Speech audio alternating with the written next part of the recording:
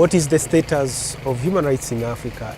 Human rights are not gifts from governments or from the international community. Human rights are entitlements which a person has because of purely being a human being. And therefore, they are protected at a global level, regional level, and the municipal level. The situation of human rights in Africa is chaotic. Chaotic in the sense that there is a tendency of African states wanting to be perceived to be doing something in human rights area, but actually not doing very much in terms of the institutions they want to build, in terms of the documents which they pass. For example, we did discuss the impact of the Malabo Protocol, a protocol which is supposed to be replacing the International Criminal Court in Africa, but which is not yet in force. A protocol which has been adopted by African states, but none of them has, it has 9 signatures, but none of them out of the 54 African states have ratified it.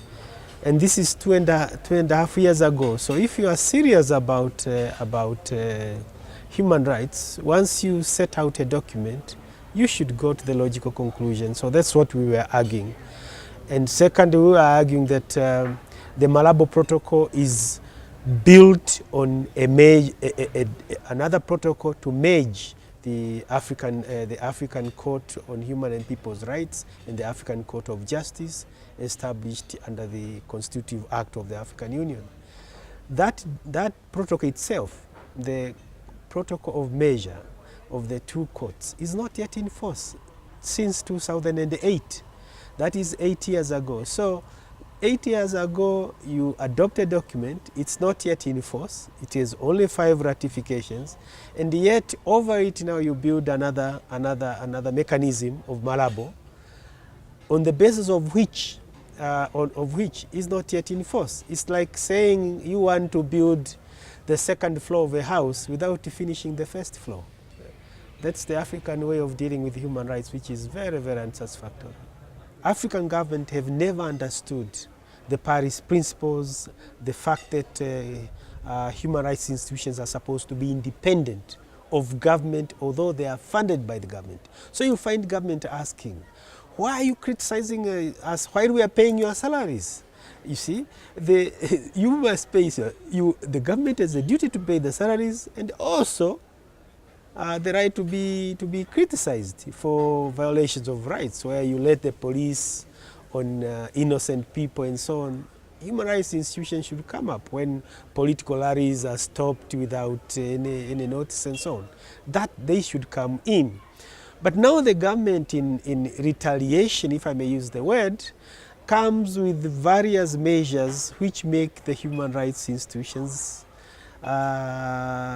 completely ineffective. For example, you may find a human rights institution being provided with the salaries for the commissioners, salaries for the staff and so on, but no programmatic money. So they cannot pursue human rights education, advocacy, sensitization. They cannot do that work because they have no funds for that. So they are starved of programmatic money, and that's a major problem in Africa. Another measure which is taken by most governments is just to ignore the decisions or the recommendations which they make. They make a recommendation, the government saying, okay, we have heard about it, life goes on. Life goes on.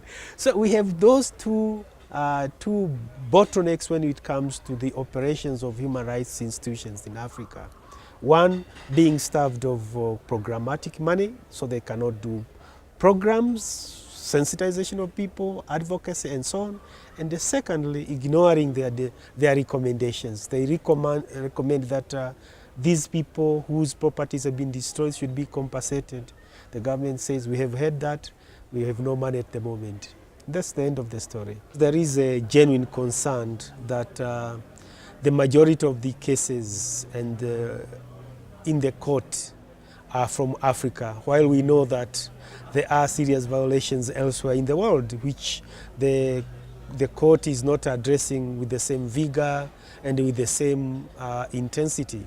So there is a genuine concern, but that, in my opinion, that is not a ground for people wanting to leave ICC.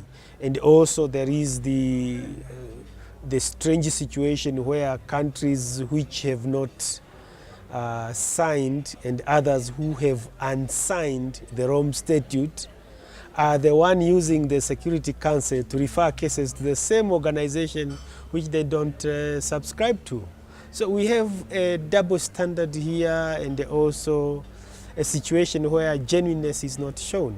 So there are concerns, but I think the solution is not for Africans, who actually form the majority block of people who are who have signed Rome Statute. I think 2/3 of African states are members to the Rome Statute. So we have the biggest block.